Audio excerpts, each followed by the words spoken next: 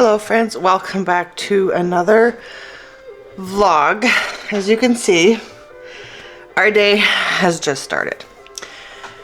And we had a bit of a long night. Connor got sick overnight and was up at every hour between 11 and 4 a.m. So, long night, short sleep. But he's playing right now. I just put him on some medicine and I got some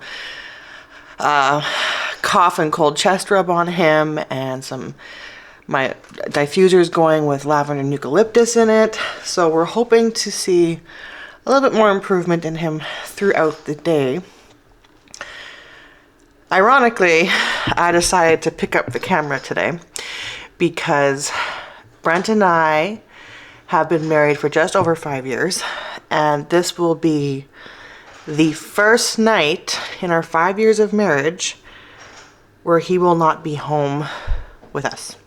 So my first night solo in this house, which is fine and all. It's just the bigger I get and more tired I get, and with Connor not walking yet, it makes the evenings quite a bit more difficult because but by the evening comes, I have pretty bad Braxton Hicks contractions, and even just simple things like climbing the stairs brings them on. So now I have to help Connor up the stairs to his room in the evening.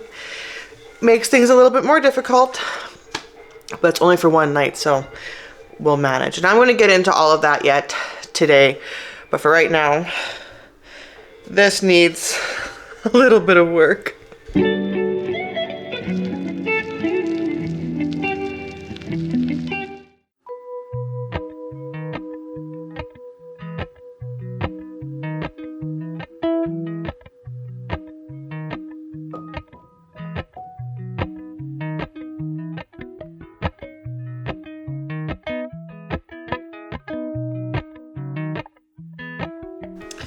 So, with Connor being sick, I thought I would share with you our lineup for medications.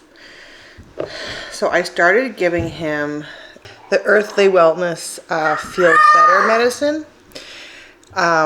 It's for immune support, fever, pain, and upset stomach relief. And the ingredients are fennel seed, echinacea root, astragalus root, elderflower, cinnamon, vegetable glycerin, and filtered water. All ingredients that I can read, so I feel a lot safer giving this to him. And in the diffuser I have going where he's playing right now, I've got eucalyptus and lavender. Now, I know I am a dealer with Young Living, and this is not a Young Living oil, but we were going through so much lavender in the past while that I had to find a bit of a cheaper option, and Revive was the closest thing I could find to good quality, with still a bit of a cheaper price tag on it. So that, eucalyptus, and then RC. And then I also I've got the Thieves Cold Cough Chest Rub on his chest and his back. So that is our medicinal lineup for today. And I also have him drinking some Ningxia. Now, he doesn't like the Ningxia Red, but I put it with some water, and I'll be giving it to him throughout the day just for his immunity. Hi. What are you doing? You want to come? Yeah.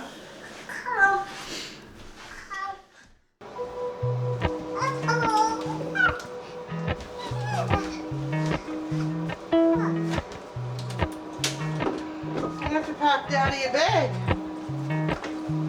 Daddy's going bye-bye for the night. Yeah, he's going bye-bye for the night. It's just gonna be you and me at home. You wanna go? Well, you can't. I know, buddy. I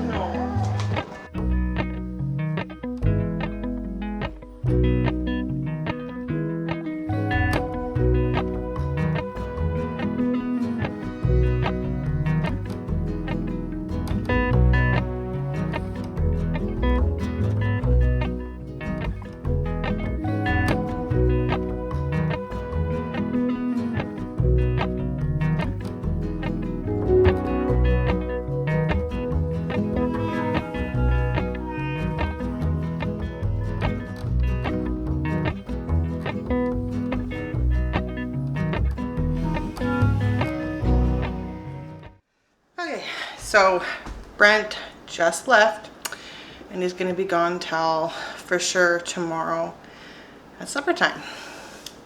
But that's okay, I've got enough stuff to keep me busy today and tomorrow that I think it's just going to fly on by. For instance, I'm about to sit down and film 2 videos. I got in my Young Living October order, and it's quite a large order because I'm prepping for the baby.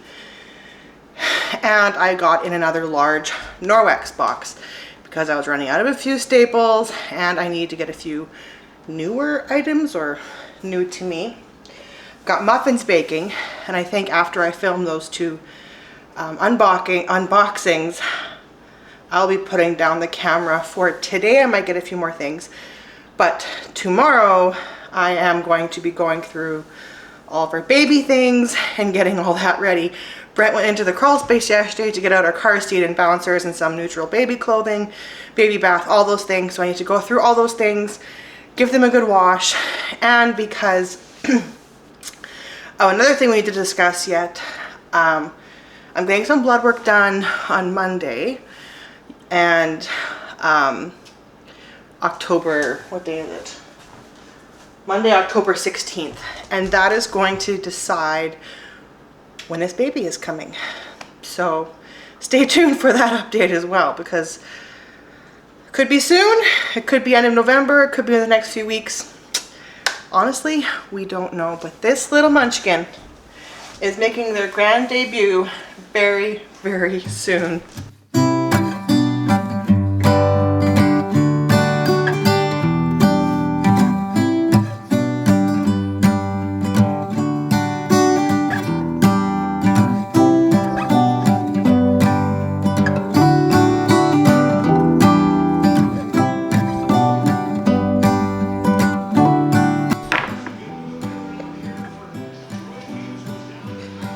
Okay.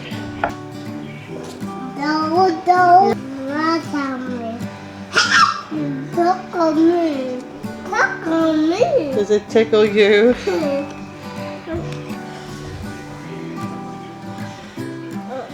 Daddy, Not today.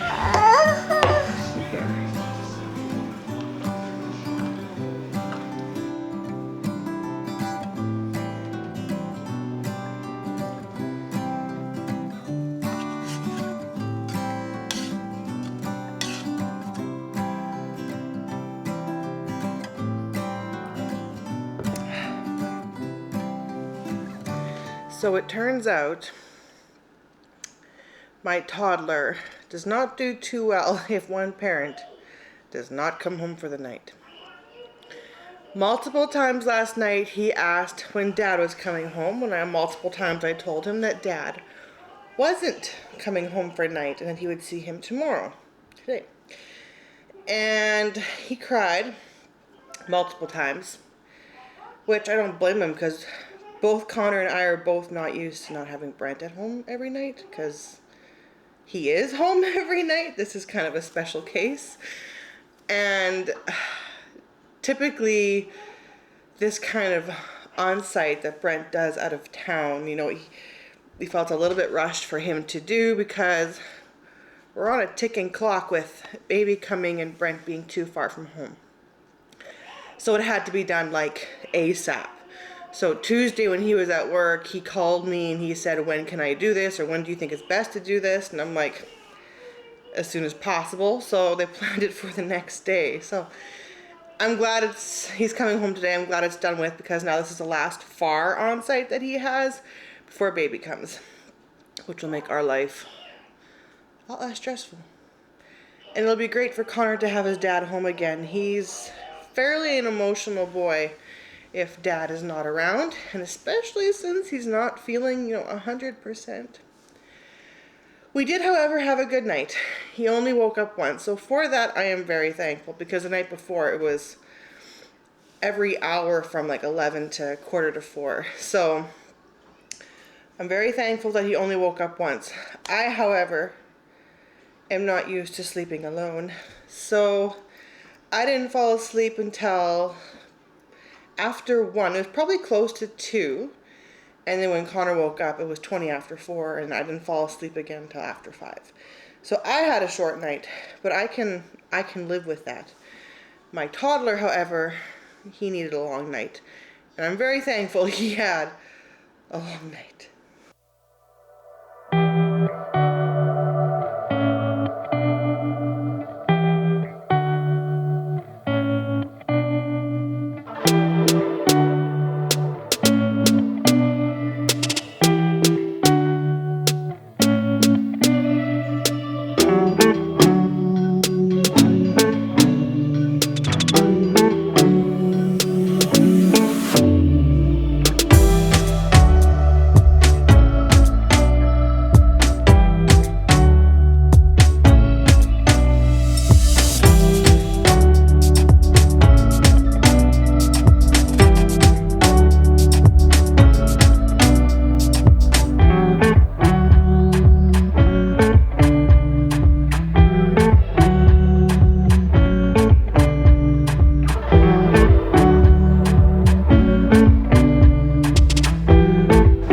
So I went through all of my very newborn clothes that I had for Connor, and I picked out the most gender neutral ones that I had, because we aren't doing a baby shower till after baby is born.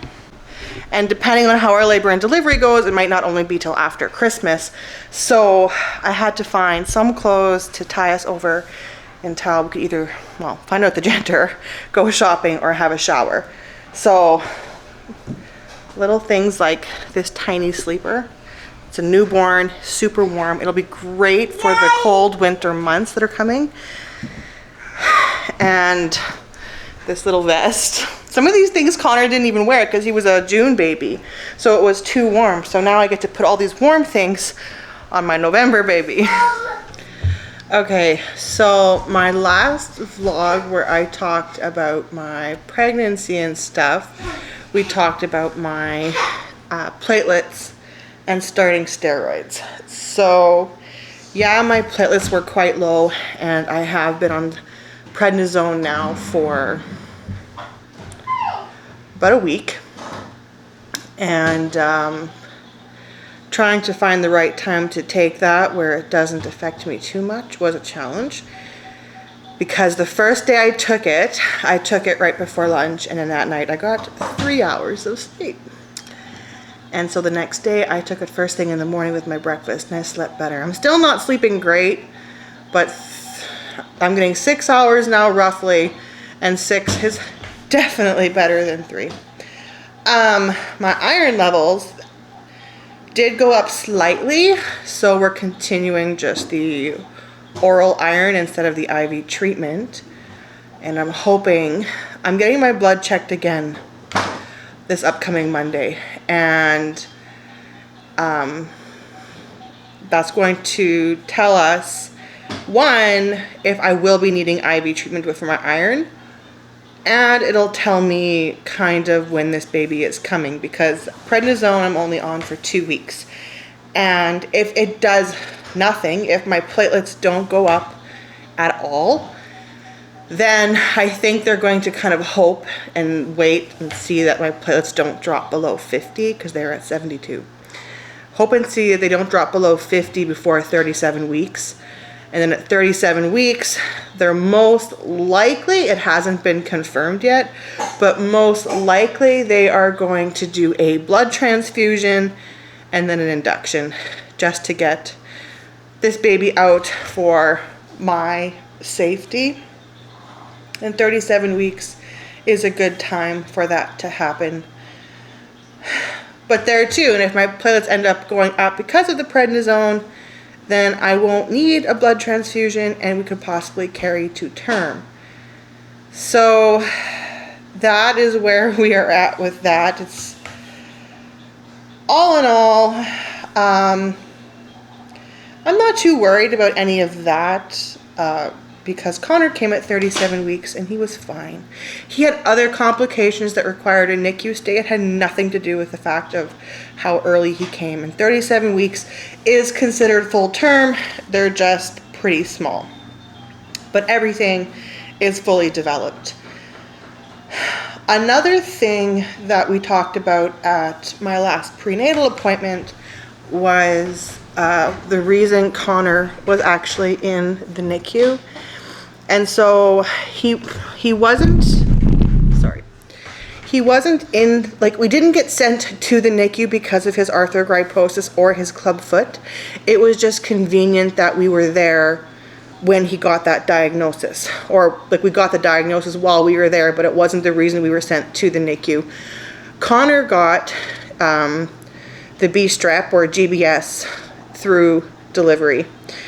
And for the most part, I just didn't give it much thought because I knew I had tested positive for it at my, I think it was my 35-week appointment with him. And so they told me when I went into early labor that the moment it turned into active labor, to come in right away and to get those 2 doses of antibiotics so that baby would be safe. But at that time, they didn't know Connor was breech, and they didn't know we'd be having a C-section. So at my 37-week appointment, Connor was confirmed breech, and 2 days later, we went into labor. And I had a C-section. Now, it is very, very, very unlikely that a baby will get GBS through cesarean delivery, and is more common through a natural childbirth because of where the bacteria is in the mom. But I still got my antibiotics. So somehow Connor still got the GBS from me, and I asked my doctor about that, and she said she didn't have an answer because technically that shouldn't have happened. It is extremely, extremely rare for a C-section baby to get GBS. But that is what put us originally into the NICU with Connor. So now, what is my outcome with this baby? Because the doctors at my appointment always give me like a pamphlet of where I'm at in my pregnancy, what to expect at the appointment in that week, and all of those things. And one of the things that was on that pamphlet was GBS and the pros and cons of antibiotics and getting tests, and just, you know, all the rundown of B strep. So I read through that, and in that pamphlet it said that if your baby had GBS through C-section, your future babies have a higher chance of getting GBS as well. That threw us for kind of a loop, because that means 10 days in the NICU because baby will need antibiotics. Now, it's not a for sure thing that this baby is going to have it because I haven't personally been tested for it yet. That's coming up at I think my next appointment. So we are going to find out at my next appointment, or shortly after, once we get the results, if I have GBS.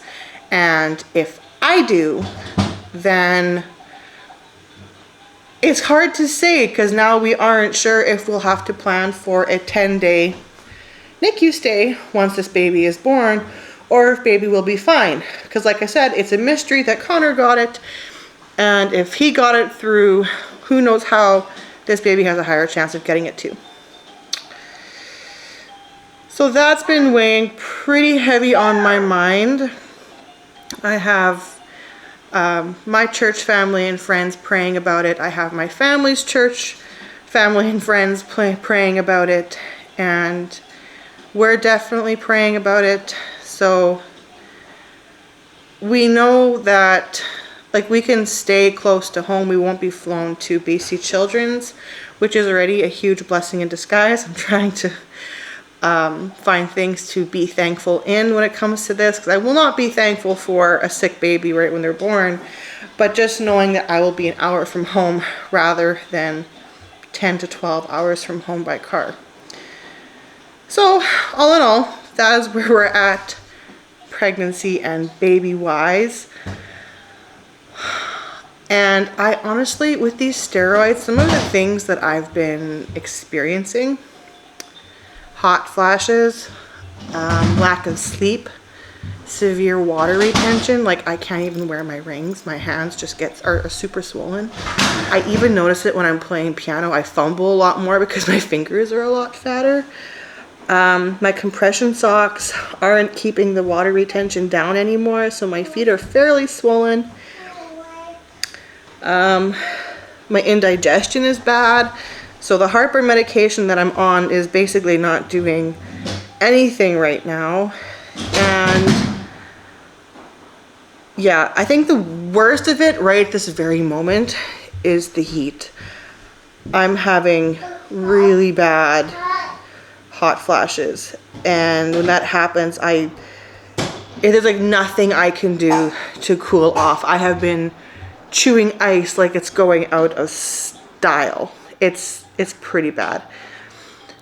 It is cooling off now at night, so that does help, but yeah, it's fairly rough, but this is all for baby. I am willing to put up with this until we know when baby is coming, because right now all that matters is baby's health and my health, and making sure everybody comes out of this delivery safe and sound.